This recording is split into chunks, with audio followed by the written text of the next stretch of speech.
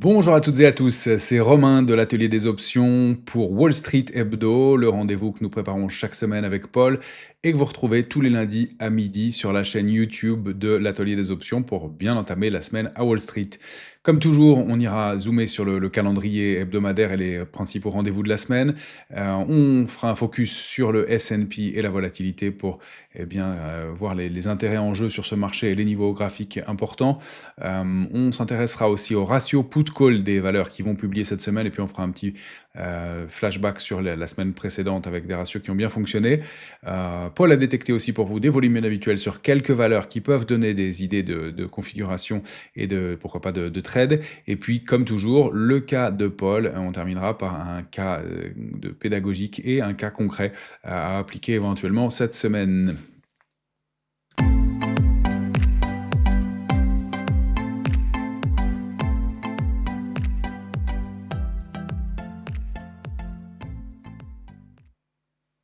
Alors le calendrier cette semaine, il va être un peu plus léger que les semaines précédentes. On aura quand même des chiffres d'inflation majeurs tout au long de la semaine à Wall Street.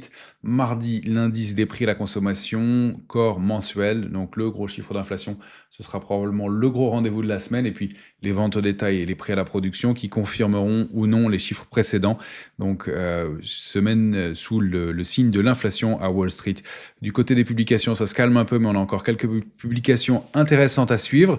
Mercredi, ce sera Cisco. Jeudi, Walmart, Deere & Co, Applied Materials et Alibaba. Je vous ai indiqué en rouge ou jaune ou orange les ratios put-call sur les valeurs. Sur Cisco, Applied Materials et Alibaba, c'est optimiste. Attention, on a des ratios qui sont particulièrement optimistes, donc attention avant les publications. On voit que ça avait bien fonctionné les semaines précédentes, à quelques rares exceptions près. Walmart, c'est équilibré. On va aller voir les configurations de quelques-uns de ces titres pour voir comment on peut anticiper ou en tout cas travailler en fonction de ces éléments-là. Je reviendrai sur le cas de Palantir, notamment la semaine dernière, puisque le scénario qu'on avait évoqué s'est plutôt bien déroulé. Et puis c'est une semaine technique aussi, puisque c'est la semaine d'échéance des marchés dérivés du mois de mai, qui se tiendra donc vendredi prochain.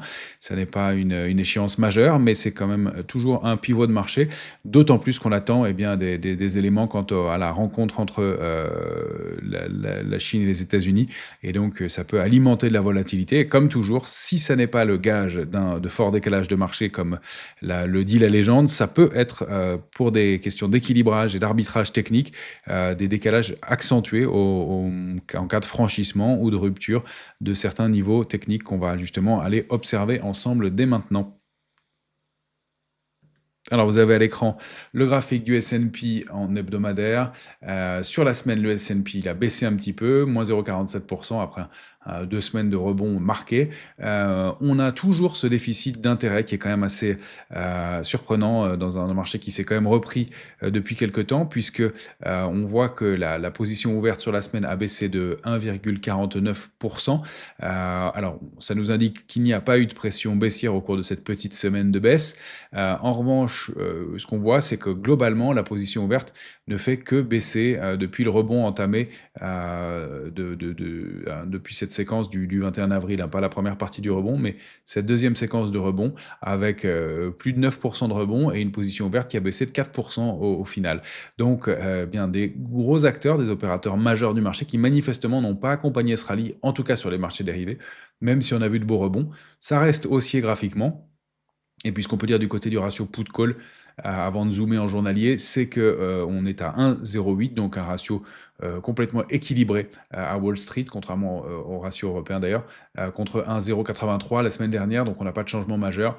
Le marché a un tout petit peu rebaissé, c'est assez cohérent, il n'y a pas eu de changement majeur d'état d'esprit de la part des opérateurs. En journalier, ce que nous indiquent les zones de prix, c'est que le niveau de 5492 a bien été préservé.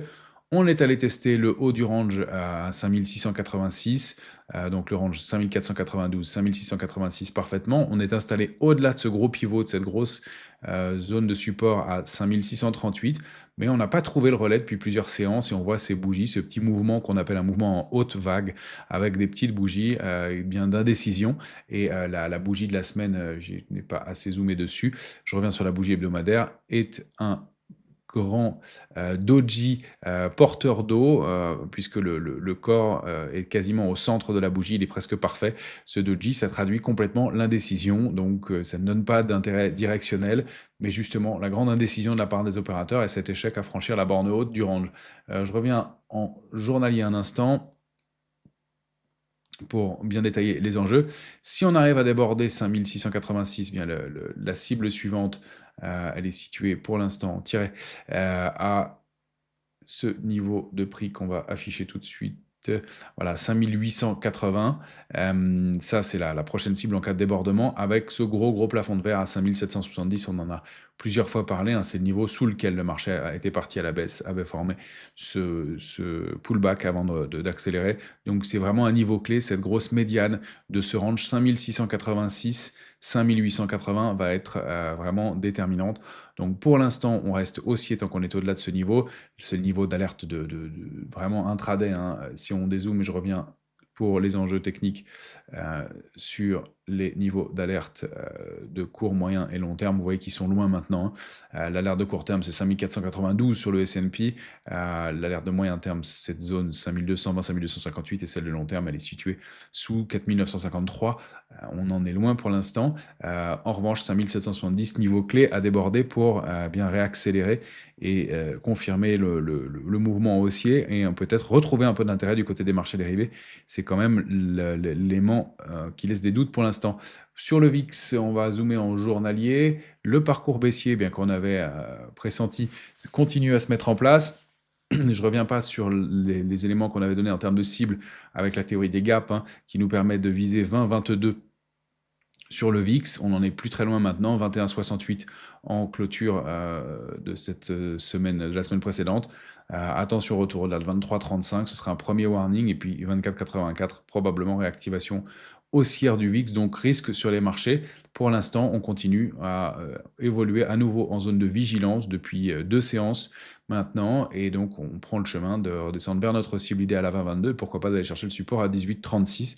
Il n'y a pas d'invalidation de ce côté-là, reste toujours ce fameux gap qu'on avait laissé, celui-ci a été comblé, ce qu'on avait laissé ouvert le 14 avril dernier et qui reste, pour moi, à mon sens, un gros risque dans les semaines qui viennent. Pour l'instant, on n'a pas l'air de vouloir y revenir, mais attention, avec une semaine d'annonces qui peuvent être importantes, toujours dans ce contexte où bien on voit que les opérateurs n'ont pas voulu décider, ne se sont pas décidés à prendre de grosses initiatives. Je voulais revenir un petit peu sur les ratios put-call qu'on avait indiqués la semaine précédente, parce qu'on avait eu des questions aussi. J'y ai répondu sous la vidéo. Pensez à nous poser vos questions d'ailleurs si vous en avez. Mais j'indiquais donc la semaine dernière un ratio put-call très complaisant sur Palantir en haut de marché. Alors on va dézoomer sur Palantir en hebdomadaire. Voilà, c'est un parcours haussier pour Palantir, la configuration est haussière, on accumule proche d'une résistance importante, et le ratio put-call est juste un indicateur du sentiment des opérateurs. Il nous avait averti que le risque était plus à la baisse ponctuellement, en tout cas qu'à la hausse, et c'est ce qui s'est mis en place. En dépit d'excellents chiffres, eh bien, le titre au moment de sa publication et le jour de sa publication a perdu 13% avant de se ressaisir sur ce niveau de support qu'on avait indiqué dans notre scénario de la semaine dernière. Donc le fait que ça reste haussier, mais qu'on pourrait avoir des trous d'air. Bon, 13%, c'est pas mal à exploiter. Ça ne veut pas dire qu'il faut anticiper nécessairement, ou alors c'est un système de trading très agressif avant les publications. Travailler avant les publications, c'est toujours compliqué. En revanche, pourquoi pas prendre un peu de bénéfice puisqu'on est sur un gros niveau de résistance, quitte à re-rentrer. Et donc là, ça permettait, ce ratio put-call, d'optimiser un point d'entrée sur un titre quand on est haussier dessus et donc de l'améliorer. Ou alors de jouer un excès de court terme sur un titre haussier pour re-rentrer par la suite. Donc différentes stratégies en fonction de son profil.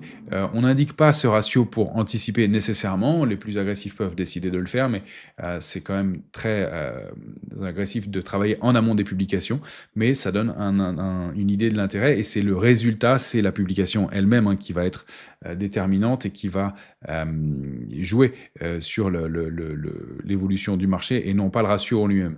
Alors, je voulais vous montrer aussi AMD.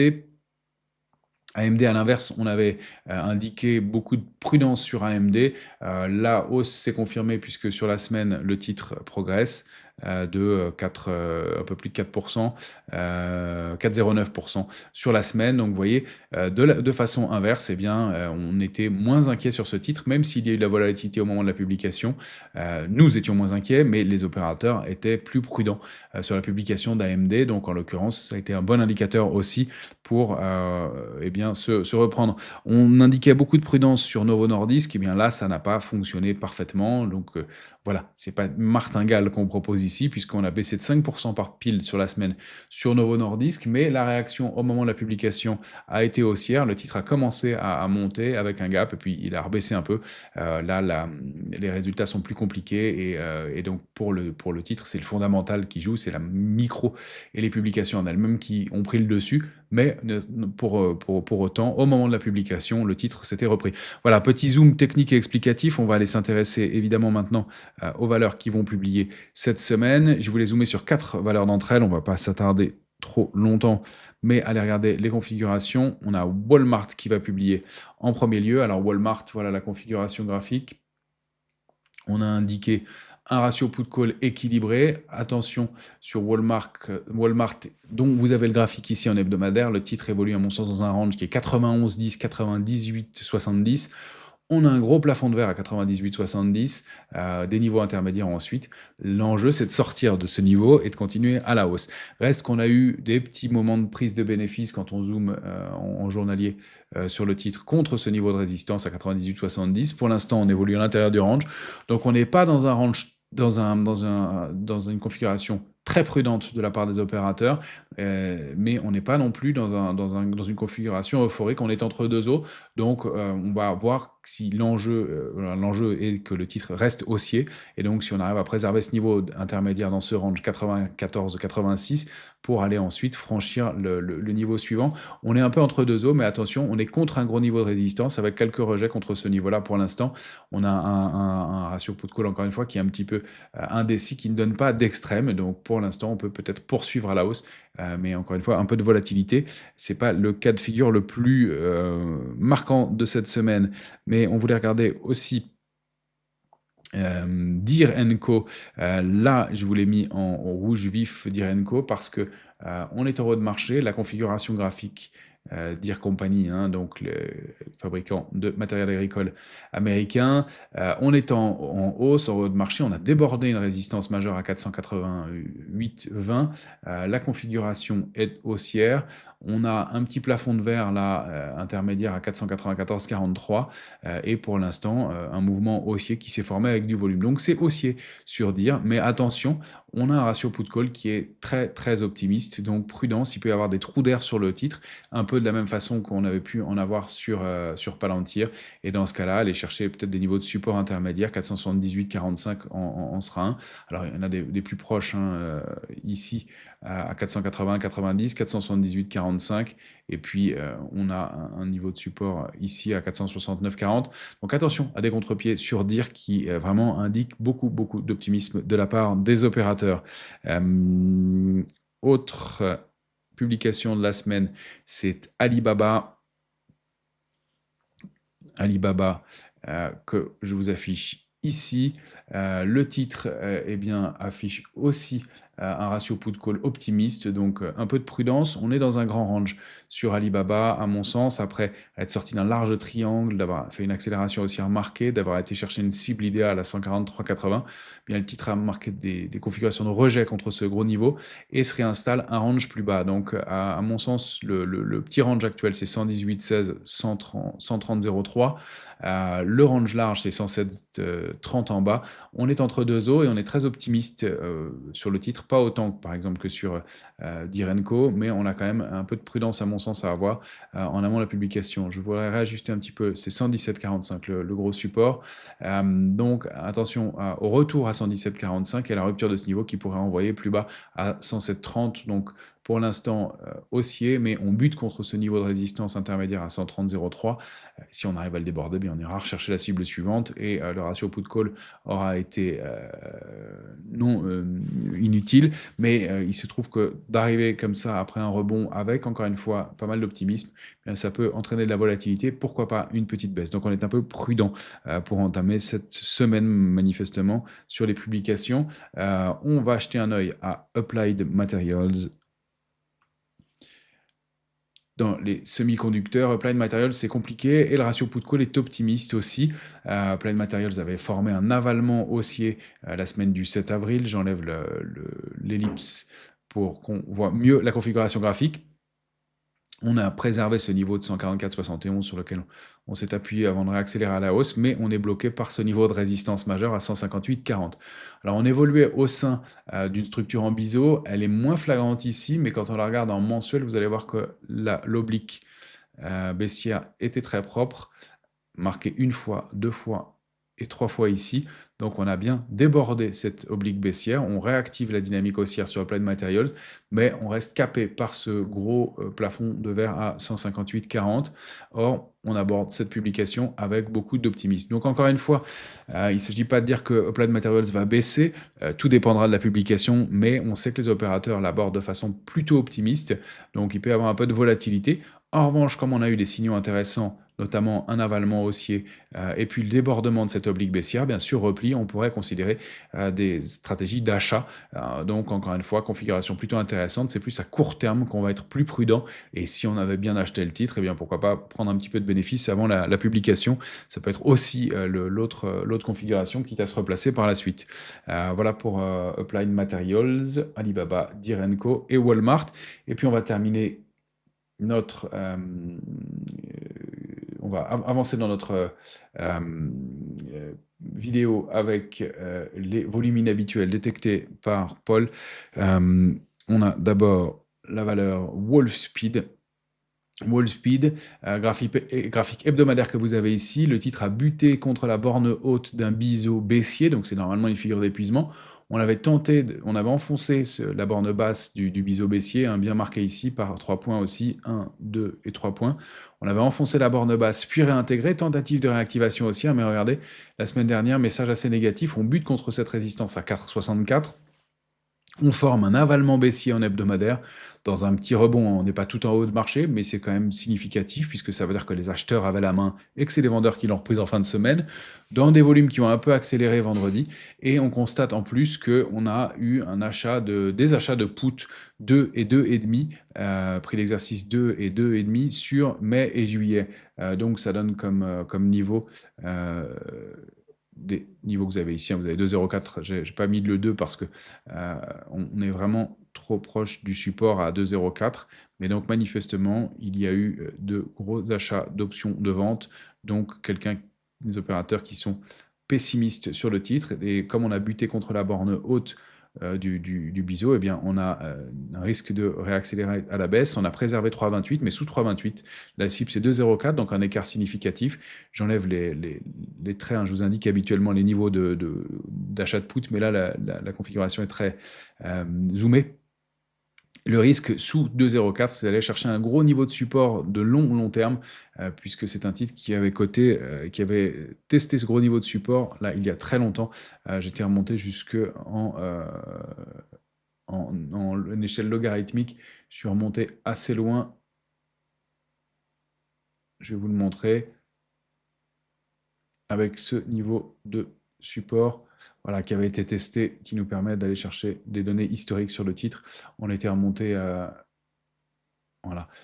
ce gros niveau de 2,04, donc qui a été testé, alors que c'était un niveau qui avait été testé en 2011, et puis je suis remonté jusqu'en 95 sur le titre pour aller chercher des niveaux de support complémentaires. Donc une stratégie manifestement baissière de la part d'opérateurs pour l'instant, et un titre qui a eu une mauvaise réaction, donc sous 2,04, comme je vous l'indiquais.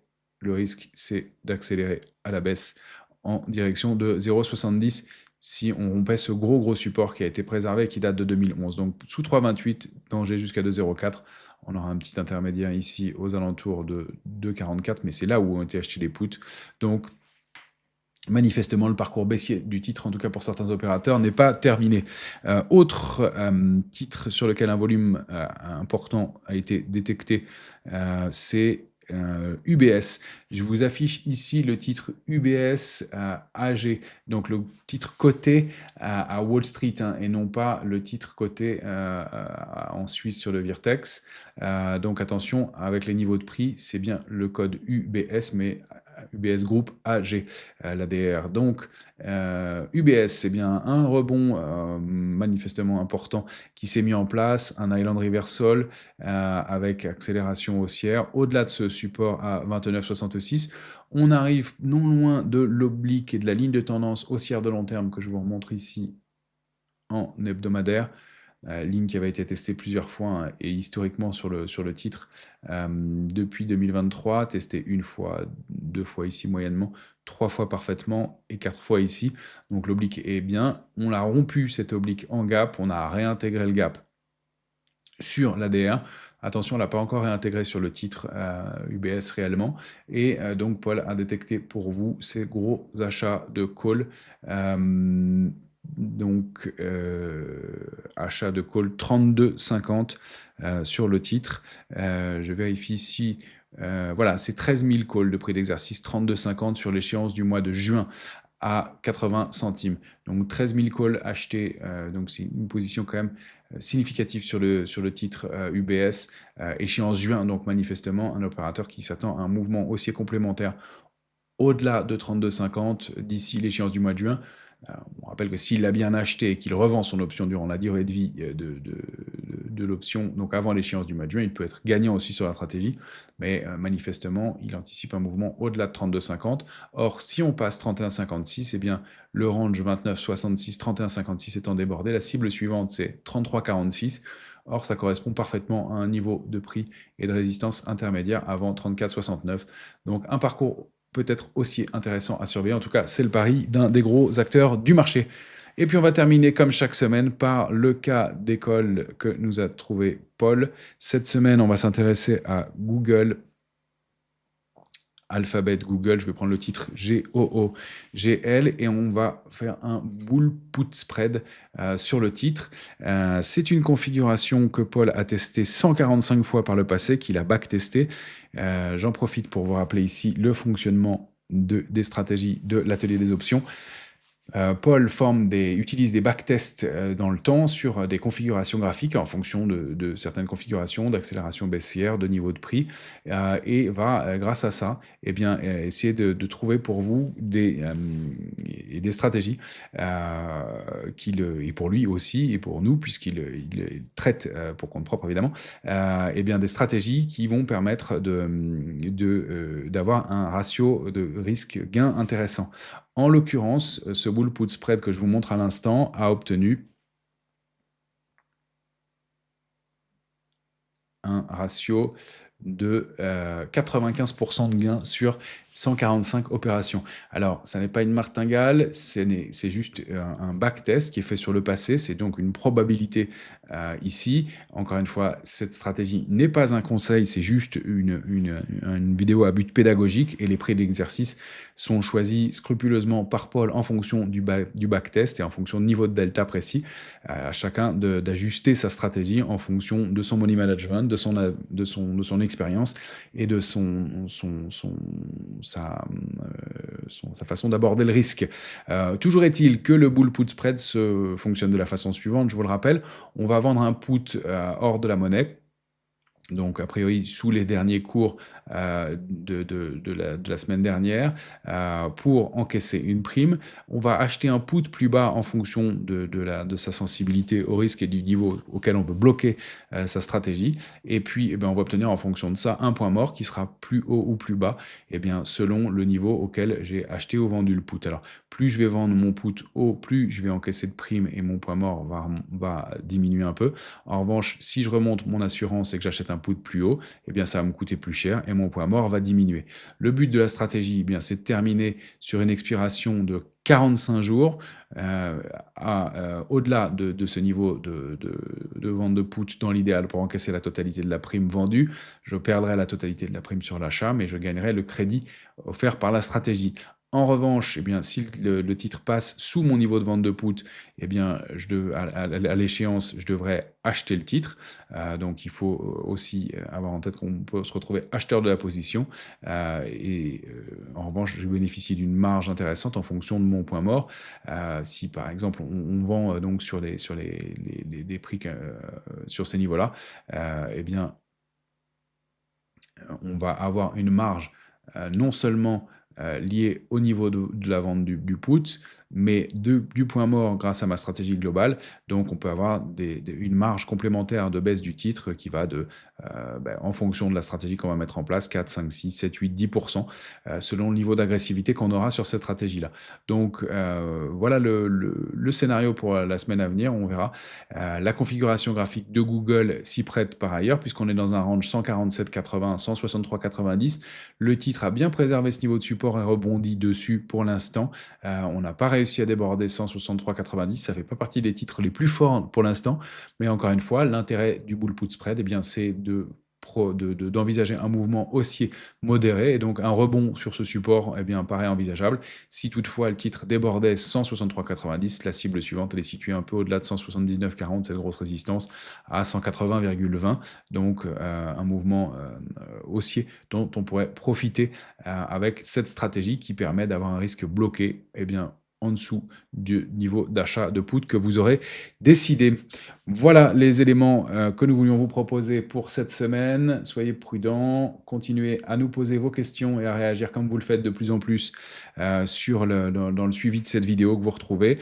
Merci de partager et de liker ce contenu comme vous le faites de plus en plus, et d'être de plus en plus nombreux à vous abonner à la chaîne YouTube de l'Atelier des Options. Excellente semaine à toutes et à tous.